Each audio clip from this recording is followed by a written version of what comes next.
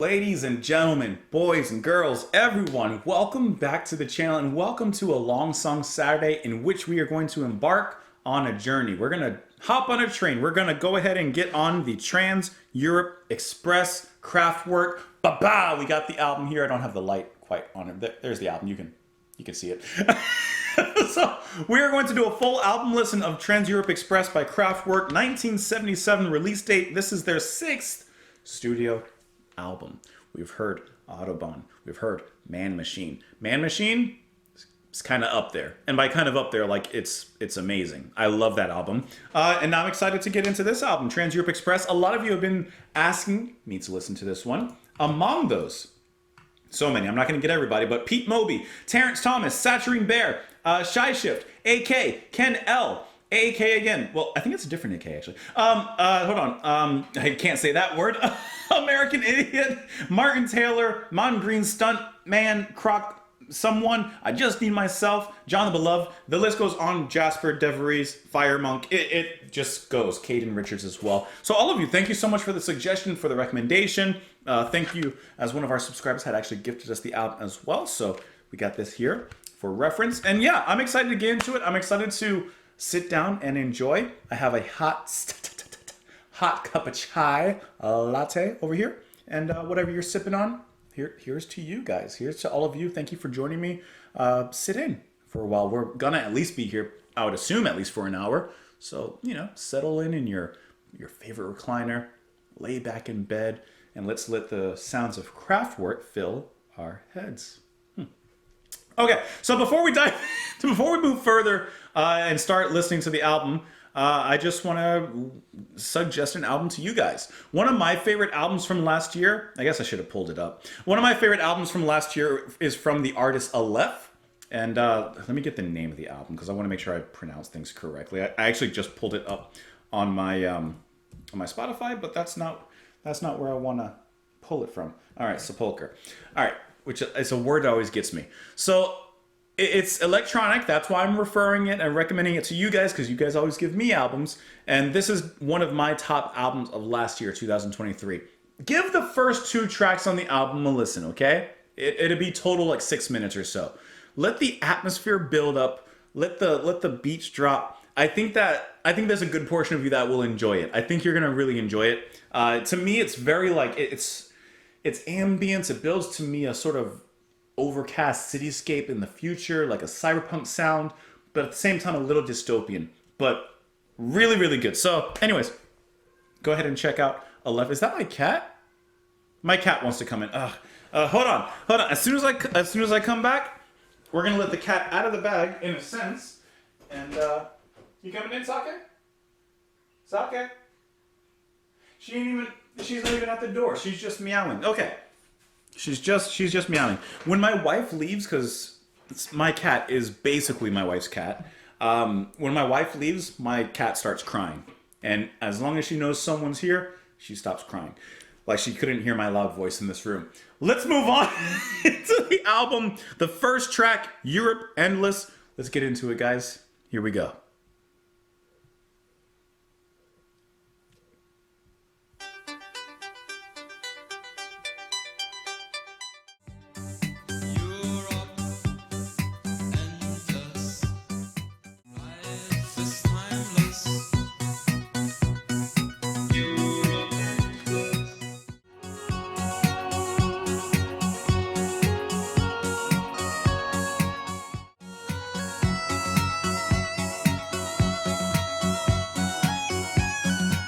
When it comes to an opener on the album, the opener, the first track, sets the mood, it sets the tone, it sets the pace for what's to come and what's to follow. And I think that with Europe Endless, Kraftwerk does a great job. You get a slow build up in the beginning that you would, in a sense, expect, right? A lot of times a band will open up an album with like a little bit of a slow beginning, and here they do that. They jump into their electronics, into their sequencing, and they slowly put you into that specific space.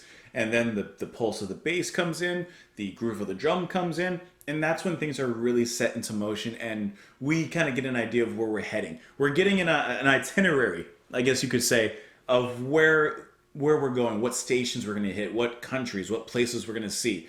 Because where Autobahn, of course, is road related, driving related, here with Endless or Europe Endless, we're on a train. I mean, obviously, Trans Europe Express, we're getting a train, but like, it's like we've set up at the station, we've settled into our seats, we've already handed our ticket, and now you can sit down with a cup of whatever you're drinking and just watch the scenery roll by.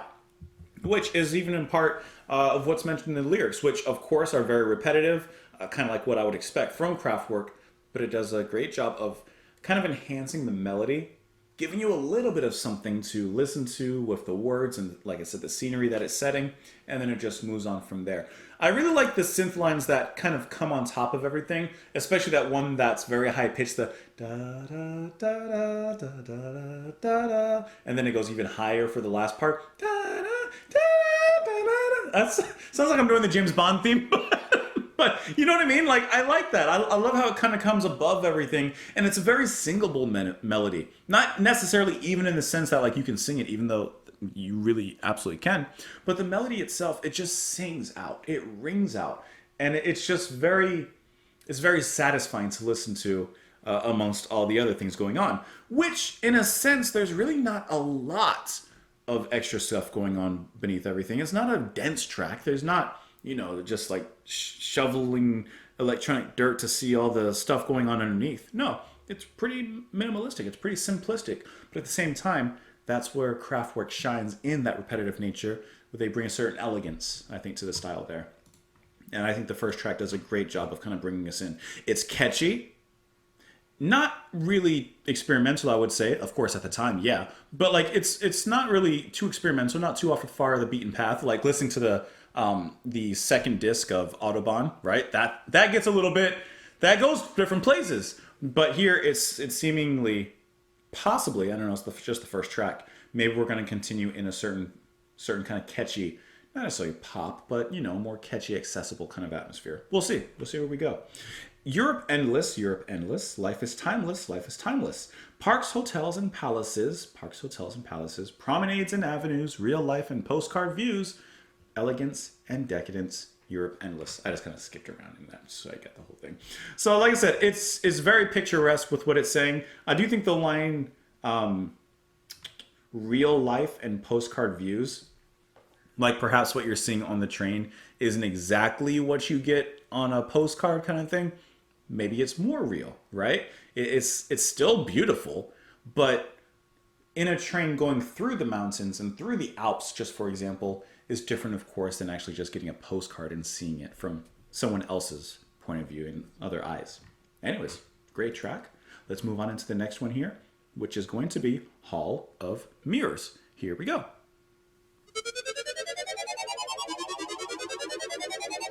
That's a fun house, huh? This is like so different and spectacular. And suddenly the picture was distorted.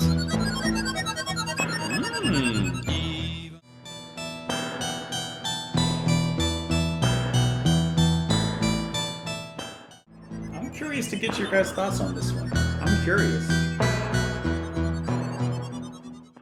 I'm really curious to hear your thoughts. I want to know what you guys think about this track, about Hall of Mirrors. I'm really, really curious because I think that this is such, at least to me, not being overly familiar with the band, but this sounds like to me such a departure in a sense from their sound.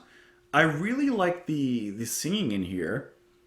He's singing very low key, close to being just narrating and just a speaking role. But he adds those little lifts of melody, those little moments of up and down that he is in a way just singing, but he's just very, very right here. And I like the almost monotonous subtlety that it brings into the music, because the music's repetitive, especially at an almost 7-minute song, or I'm sorry, almost 8-minute song. It's repetitive. But it has this kind of, I don't know, dark, gothic-y touch to it that I think is so cool to listen to. The actual vibe that they're bringing in here is really, really cool.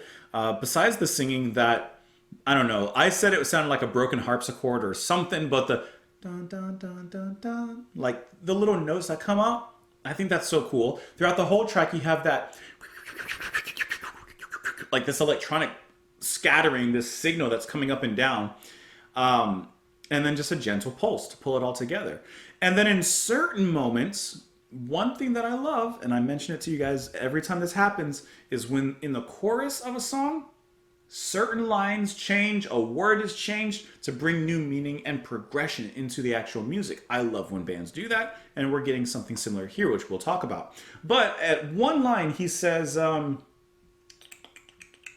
me find it. What did he say? Is it, all right, the chorus is, even the greatest stars something themselves in the looking glass. And now I'm forgetting which line it was at. But I think it was when he said, like, even the greatest stars change themselves. I think it was that one. Or something. Oh, no, the picture was suddenly distorted. When he says he fell in love with the image of himself and suddenly the picture was distorted, even amongst the repetitive nature of the song, you get just a little bit of that and it comes up even more, as if that sound that was in the background, that kind of static, actually came up and became more active for just a brief moment, and then it went back down. It's a small change, but it's a small change that kind of lightens everything up in here. And then in a way, you also have a break, maybe about two-thirds of the way through, where you have a little bit more of that, let's just say, electronic harpsichord sound. That plays just a little bit more, a very passive solo, and then it floats on back down to the river of what it once was. So I think, here's my thoughts, my final thoughts, well, first final thoughts on this track. And like I said, I wanted to hear from you guys first on it. I think it's a really cool sound. I really like the singing, the mood, everything about it. I really enjoyed it. But I would shave 2 or 3 minutes off of it. Around 4 to 5 minutes or so, I was kind of like either not done with it, like in a bad way, but I was wanting like either another little change or just a fade out. Just something. I do think it went on just a little bit too long, but I really enjoyed the mood of it all. So it wasn't the worst thing, but I will say that it dragged just a tiny bit. The young man stepped into the hall of mirrors, where he discovered a reflection of himself. And then here's the chorus. Even the greatest stars discover themselves in the looking glass. Even the greatest stars discover themselves in the looking glass. Now, what I'm going to do is I'm just going to read the verses. I'm going to skip the choruses for a moment. I'm just going to read the verses, okay? So I'm skipping that. Sometimes he saw his real face, and sometimes a stranger at his place. He fell in love with the image of himself, and suddenly the picture was distorted. He made up the person he wanted to be and changed into a new personality. The artist is living in the mirror with the echoes of himself. And then it goes from there. So we're getting this, self-reflection, this person seeing themselves in the mirror and changing who they are, probably because they didn't like who they saw in the mirror. Now let's read the changes in the lines of the actual chorus. Now, I'm just going to read the words. I'm not going to read the whole thing, but the chorus is basically, even the greatest stars discover themselves in the looking glass. Okay, so the first word, discover, find, dislike, change, live, fix, live. So there's a progression. If you take the chorus and the verse and you separate them, there's a progression story-wise in the verse that continues the story, and in the chorus, where we're brought a certain level of repetition as you would expect in any chorus from anything, there's still a little bit of change that in a way acknowledges and respects the progression of the verse. That is really cool. I love when bands do that. Kraftwerk did an excellent job with the lyrics, and I like it a lot. All right, let's move on. And I like it a lot. Let's move on into the next track here, which is going to be Showroom Dummies. All right, let's jump into it. 1, 2, 3, 4. 1, 2, 3, 4, okay.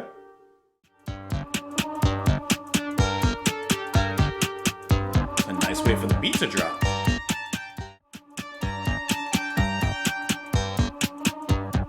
We look around. We are showroom dummies. I like those little moments where the melody changes almost into a, solo. In a sense, it is. It's a little British. We are showroom dummies. We are showroom. Okay, I'm going to share some millennial ignorance here, okay? Just bear with me. It was not my time, okay? I was not born or anywhere around in the 70s. So I don't have real life experience with this, what I'm about to say. And what I'm about to say, it might sound very stupid. I might be completely off, so just bear with me. A lot of the electronics in this particular track sound like an office shuffle. In the sense of there's a lot of like office machinery that I think about, fax machines, printers, scanners, all of that stuff. And all of the movement in here sounds like that. It sounds like machinery going off. Like you hear a copy machine in the back, you hear a fax going off. I don't know, you hear typing, you hear some sort of shuffling. Like you hear the papers coming out of the printer, like being shuffled on top of each other. There's a lot of sounds like that I'm hearing here. I'm going to show a little bit of ignorance. Were there fax machines in the 70s? I don't think so, but I don't. Let's look it up. Let's learn something today. When were fax machines invented? Let's learn 1964. Okay, so it's very well possible that there are some inspirations of a fax machine or office machinery in the song. That's just what I'm hearing. Like I said, I don't know. I'm just throwing it out there. But at the same time, it has a little bit of an industrial sound. Now, I don't want to say industrial in like a heavy industrial way. It's not like there's big cylinders and whatever, like boom, boom, boom. Like, it's not big industrial. It's just like small industrial. That's why I said like an office. Like, that's the sound I'm hearing. It's a little bit of an intimate industrial sound that they have here. And I think that that's really cool. Once again, you're hearing the repetition, the singing kind of low, the little blips of light melody that come out. I enjoyed this one a little bit more than the previous track. The mood is lighter here, but I also enjoyed how for the running time, there was a little bit more done with it. It was still near 7 minutes going towards that time, but I think that just a little bit more was made out of the space. I like how everything, especially you can hear it in the beginning, everything has like an echo or reverb, but then there's a lot of space kind of left for filling on the back end of that. So for example, at the end of the track, when they're just repeating Showroom Dummies, that space is used because the melodies that were just playing on the first part of the measure are now fully playing on the rest of the round. So I think that that's a nice way of kind of, once again, building progression, but here we hear that musically. And that little, I'm going to say solo, but it's almost like just a new lead that kind of plays around a little bit. But I think I'm going to say it's a solo. I thought once again was really, really nice. I will admit, if I'm being honest, I would almost prefer if this track was instrumental. I think that I would prefer if this track was instrumental. While the vocals weren't distracting, bad, or anything like that by any means, I wouldn't say. I think I just prefer them. I think I just prefer it instrumental. But maybe that's just me. Maybe that's just me. We are standing here exposing ourselves. We are showroom dummies. We're being watched and we feel our pulse. We are showroom dummies. We look around and change our pose. We start to move. We break the glass. We step out and take a walk through the city. We go into a club where we start to dance. We are showroom dummies. So you literally, or I think of like a mannequin just sitting there and the mannequin gains sentence and like, I'm out of here. I'm leaving. I'm wearing these cool clothes. Where do all the people that buy my clothes off of me want to go? They go to the club. So the mannequin decides to go to a club and jam out. But I also feel like maybe that's a little bit of a too boiled down look at it. Perhaps they're making a statement on a bigger way. Like in general, mankind are showroom dummies. We may look good, look for show, but what are we really progressing? What are we really learning? What do we really know? Maybe. Says here that the song was inspired by a review of one of their performances in which the band was compared to Showroom Dummies based on their famously detached and unemotional performance style. Later on, during future performance of the song The Robots, the members of the band actually would be they would actually be replaced by dummies. Now that is funny. Maxime Schmitz encouraged the band to record a French version of the song, which was subsequently released as Les Mannequins, marking Kraftwerk's first song in French. Coincidentally, their 10th studio album, Tour de France soundtracks, would end up featuring mostly lyrics in French. So there's your fun fact for the day. Now, let us move on, my friends. Let us move on into the second half, side 2 of the album. And as you know, because I like to see who's still here, who's still watching, I got a question for you that you can type in the comments really quick, and then you can move on with your actual comment. So I've been a little bit candle pilled recently. So I have two candles burning in the room. I have this one, which I don't know if you guys can see, but it's Mandarin Hibiscus.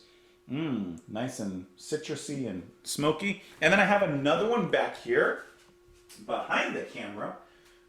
This one, let me hold it up for you guys, is sand fruits. Is that what it says? I'm trying to focus it for you guys. Sand and fog. I'm sorry. Sand and fog grapefruits. This one, a little fruity, a little sandy. If you guys could smell one and have it burning in your house, what would you choose? The grapefruits or the Mandarin hibiscus? I'm going with the hibiscus. Let me know your thoughts. Okay. That's my test. I thought about my test before I started recording. I said, what am I going to ask you guys? I thought it through. All right, let's move on into the next track here, which is the title track of the album, Trans Europe Express. Let's dive on in. Here we go.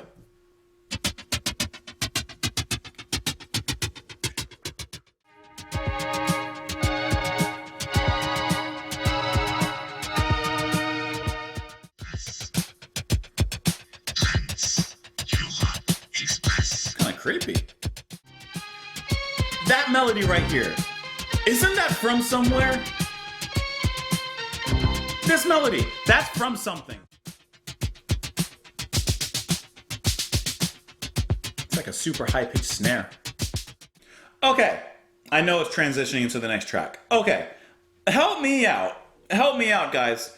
Because that melody, I've never heard this song. I can tell you that. But that melody, ba-da-da, ba-da-da, da-da, then ba-da-da-da, ba-da. Where is that from? Because I've heard that. Obviously, like, I'm imagining Kraftwerk first used it. But, like, who made that after? Because I have heard that melody somewhere. I can't tell you where or who or why or how, but I can tell you that I have heard that. We'll dig into that because there is a Wikipedia article for this song. All right, so the song is cool. This is, to me, Kraftwerk being hip. To me, that melody is so danceable. The beat, the groove especially as well. That strong bass, like in the kick, the strong drum beat. Like, that is good.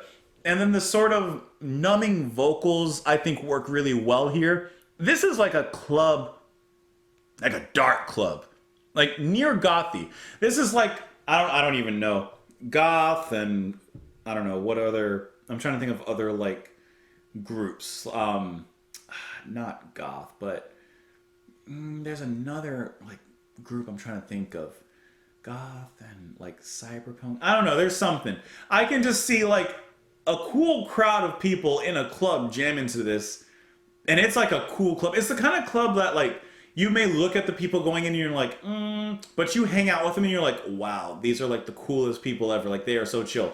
That's what I get from this. Like you may not like get used to the music right away, but by the end of the night, oh, you're dancing, you're partying, you're cyber. What was the guy? The cyber pirate? Or who was the guy? The techno pirate, right? I don't remember. I'm getting old. But like, yeah, that's fun. This is to me hip Kraftwerk doing their thing. A lot of space, a lot of emptiness in it. But they fill it in. I like how after that melody, you get the little bit of rise, that burr, burr, burr, like that keeps on growing. That's cool. But I want to figure out the rest of this though. It says that it was released as their lead single. The long version of the song was on the original released album, is 13 minutes long. I didn't know that. I did not know that. The track is about the Trans Europe Express rail system. I can imagine. It says that the track became popular in dance clubs in New York, US, and has been since found further influenced both in hip-hop by its interpolation by Africa Bambaataa on Planet Rock. Maybe that's where I've heard it from. I'm going to check that out. We're going to check that out. In 2021, it was ranked as number 304 on Rolling Stone's top 500, rather. Let me see. Let's see if that's maybe where I've heard... Because I have heard that before. Let's see. Planet Rock. Let's see. Let's not play the whole song, but... Is this the song? Sounds familiar. Isn't that Masquerade by Masquerade Science? Like, do you wanna be lovers tonight? Right? And the moon is right, keep up this masquerade. You guys know that song? That's a techno classic. Hold on, let's see.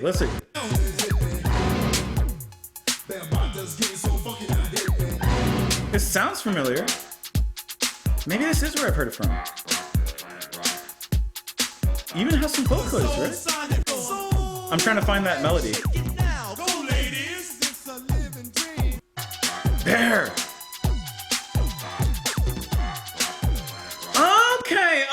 Okay. That's where I've heard it then. Okay. I don't know how I've heard that song, but okay. You know what? I like how from the really small little bits we heard of it, they kept in some vocoder too. It didn't seem like it was from here, maybe, but I like how they kind of kept the spirit of it, just kind of pushed it a little bit. Anyways, okay, that's cool. We gotta look at the lyrics now. Trans-Europe Express, rendezvous on Champs-Élysées, leave Paris in the morning with TEE. In Vienna, we sit in a late-night cafe, straight connection TEE. From station to station. Oh, yeah. And if you didn't catch the reference, Dusseldorf, or back to Dusseldorf City, meet Iggy Pop and David Bowie. There you go. There's Station to Station. That's a great track and album.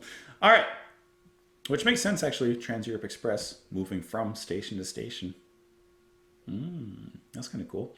It says here that the song's lyrics reference the album Station to Station, of course, duh.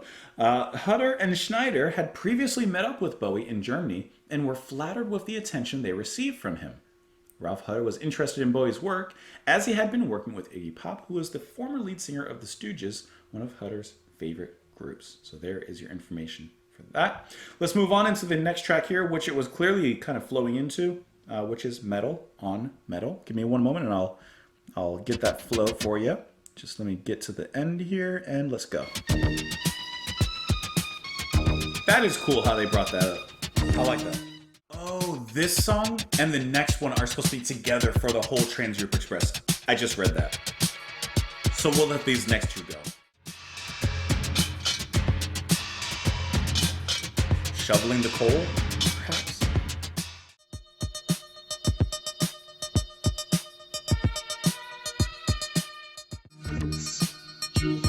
It sounds like filtered now.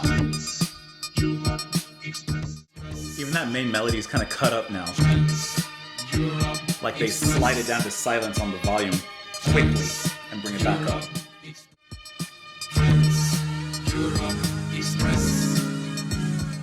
I love how they added in the effect at the end of the train, in a sense, pulling into station. Okay, so I apologize that I didn't see that before, but as we started listening to Metal on Metal, I saw the note there that, okay, Metal on Metal and Abzug are, I guess, in some presses put together, in some presses not. The one I have here on Spotify is not put together. They're all separate tracks, so I didn't know that they're kind of all supposed to go together. Even though we heard at the end of the title track how it was leading into Metal on Metal. So that's why we just played those two together.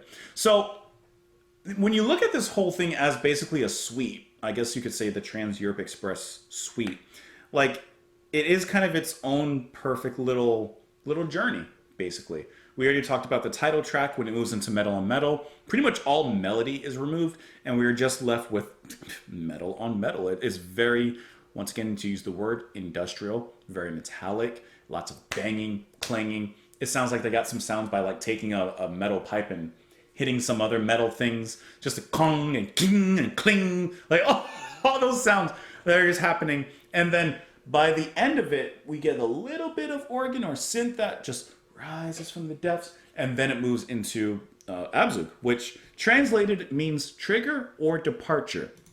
So, which is really just Trans-Europe Express again. It did sound a little bit more like, I don't know, filtered or slower, slightly heavier, but that could also just be me. I don't know. I guess I could check really quick just to get a general sound. Like, oh, that's the wrong song. Hold on. Can you back up? Sorry. Okay. Right, and then let's go back to the title track. Let's see how it sounds really quick. Just skip running. Yeah, I can already tell. It does have a little bit of a, to me, heavier kind of tone to it when we return. So I think that's really nice, especially as, like I said, it pulls into the station. There's no lyrics to go into on that one, as it's the same as we had already heard. So I think that's a cool little suite. that they put there in the album and making that the title track, you know? It's the title suite. Okay, so the next track here is Franz Schubert, which is 4 minutes and 30 seconds. And then the final track, Endless Endless, I'm imagining that's referencing Europe Endless, is only 55 seconds long. So I'm just going to put these two together. Why not? Now, I do not know who Franz Schubert is. So if we do a quick Google, Franz Peter Schubert was an Austrian composer of the late classical and early romantic eras. Despite his short life, Schubert left behind a vast repertoire. Is that how you pronounce that? Including more than 600 secular vocal works, 7 complete symphonies, sacred music, operas, incidental music, and a large body of piano and chamber music. He died when he was 31 years old. So let's go ahead and listen to this track, which I'm imagining is an ode to Mr. Schubert. Hold on. Okay. Not that one. Not that one. This one.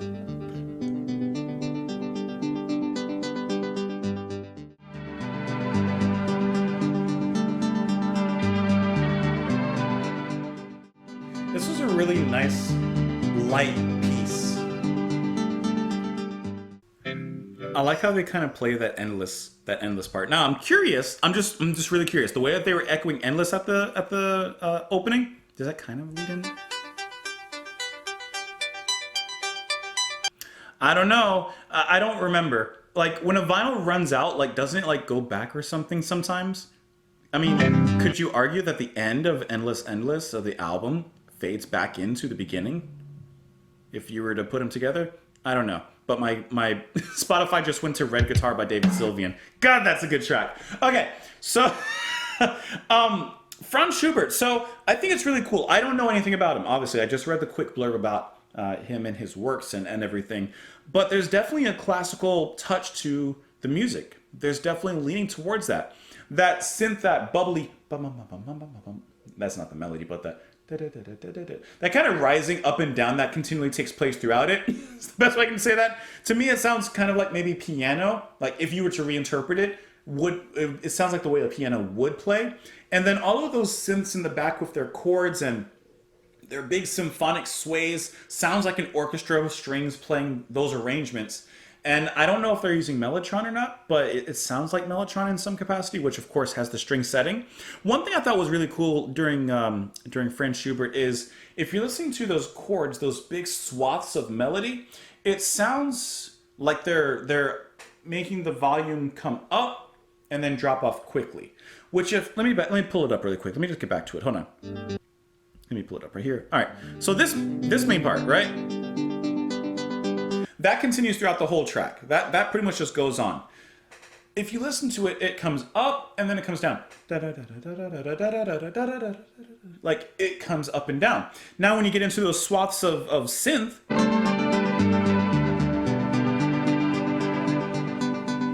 do you hear how they do the same thing? The music breathes. There's a clear inhale, and the synths doing their things as well, and then an exhale. And sometimes that results in just a little bit of a drop off from those synth strings, or sometimes it results in the ending of that. But either way, there's always this breathing movement throughout the whole track, which I thought was really nice because that adds a sort of movement and momentum into the music, a sort of progression, even though, as we've heard, it's repetitive in nature. Now, this track I actually don't think is that repetitive. Sure, it repeats in many phases and parts, but those synths behind it actually seem to be playing not really that repetitive. It seems to kind of be very different as it's going. Now, as far as I know, I've never heard of Schubert's music, so I can't say that, like, okay, what they're playing here is covering perhaps a certain symphony, a certain piece of music that he's wrote. I'm sure that there's references that those of you who are familiar with Schubert's work, I'm sure there's references in there that you would catch, but I would not, so I can't speak of it, but I'm sure they're there. This being an ode to him in a sense. And then, of course, it just moves on into Endless Endless, which is just a nice little simple way to end the album as they repeat Endless Endless. There's not really any lyrics really to go over on there. So if you were to ask me, we're going to look at some of the facts of this album here, but if you were to ask me what my favorite tracks are right now, my favorite tracks are definitely Hall of Mirrors and the title track, Trans Europe Express. I still hold my criticism that I think Hall of Mirrors should be shortened a little bit, but I really enjoy the atmosphere, so I think I have to put it up there. I think title track and then Hall of Mirrors. And after that, I'm probably going to go Endless, or not Endless, Europe Endless. But let's look at some of the background on this particular album. It says in mid-1976, Kraftwerk began to work on the album, which was then called Europe Endless. Paul Alessandrini suggested that Kraftwerk write a song about the Trans-Europe Express to reflect their electronic music style. Hutter and Schneider met with musicians Bowie and Pop prior to the recording, which influenced song lyrics. We read some of this information already. Artistic control over the songs was strictly in the hands of members Ralph and Florian, with Karl Bartos and Wolfgang Flür contributing sequenced electronic percussion. Kraftwerk went to railway bridges to listen to the sounds the train would actually produce. The group found the sound the train made was not danceable and changed it slightly. So I like how they went there for inspiration, then said, I can't really dance to this, and then put a little bit of their own spin on it. A lot of equipment was brought in for the album. An important piece of new equipment was the Synthenorma sequencer, a customized 32-step 16-channel analog sequencer made for the band. This allowed the construction of more elaborate sequenced patterns and lines, which are featured prominently in the track Franz Schubert and Endless Endless, which liberated the player from the chore of playing repetitive keyboard patterns. And I know that there's a group of people out there that were like, y'all are cheating. Now you're not playing the music. It's the same group of people that talk about sampling and music today and such like that. But that's a whole different discussion. It's a whole different discussion. New technology and new ways of doing things, especially when it comes to art, it always rubs the old guard, for lack of a better word, the wrong way. Every single time. Every single time. Anyways, this was a really fun album to listen to. I hope that you guys enjoyed it. Let's go ahead and blow out the proverbial candle on the reaction here. Of course, I want to know your thoughts in the comments. You can follow me here. Is probably the best place. On YouTube, subscribe to the channel if you haven't already. Press the like button. It helps a great deal. If you want to support the channel and what I do and the videos I create, you can also sign up on Patreon. For as little as $2 a month, you can do that. There's a few other places you can follow me. You can find that in the description. But otherwise, thank you for spending the time with me. Like I said, I don't know how long it's been. I haven't really been paying attention, but thank you for spending, I'm assuming, at least an hour with me here.